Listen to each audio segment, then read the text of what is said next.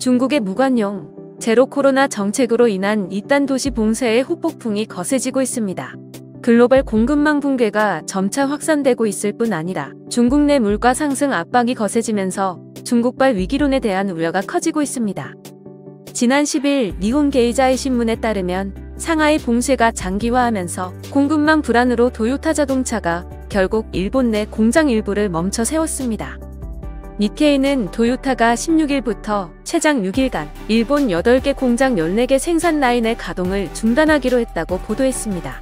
오는 23일 이후의 가동에 대해서는 16일까지 상황을 본 후 판단할 예정입니다.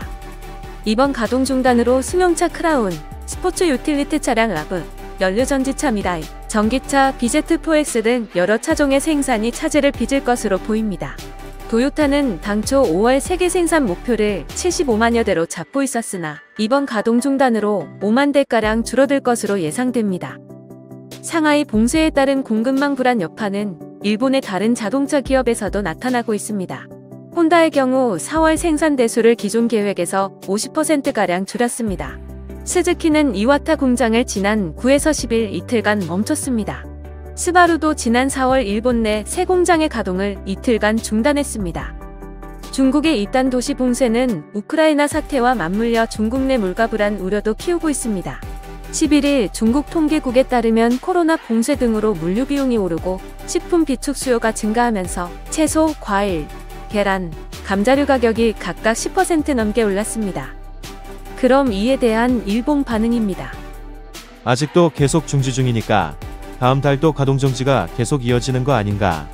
유급휴가 사용하는 것도 한계가 있는데 내 월급은 제대로 보장이 되는 건가?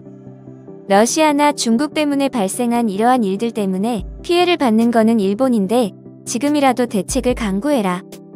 중국 리스크를 알고 있어도 반도체를 일본 내 제조로 바꿀 수 없는 것은 왜인가? 일본 내에서 반도체를 생산할 수 없는 이유를 제대로 설명해라. 중국이 러시아처럼 대만에 공격을 하면 상하이의 록다운 정도로는 끝나지 않을 것이다. 잘 생각하고 앞으로의 대처를 생각하는 것이 좋다.